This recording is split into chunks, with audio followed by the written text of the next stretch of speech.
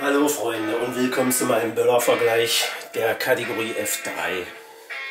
Wir vergleichen heute zwei Truenos vom Hersteller CL4 aus Spanien.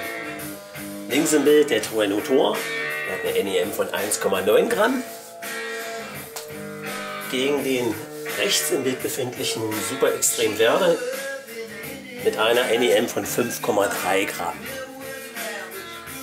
Ja, was soll ich noch sagen? Raus auf den Acker, Rock'n'Roll, Baby.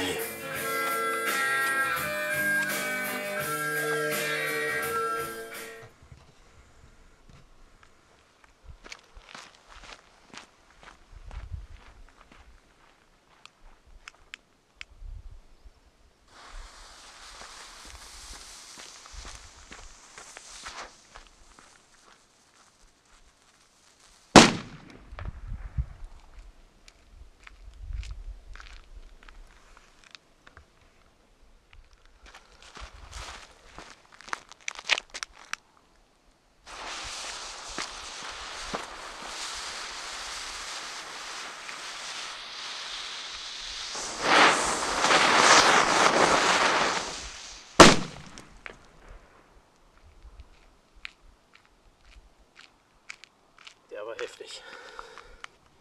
Der war richtig heftig.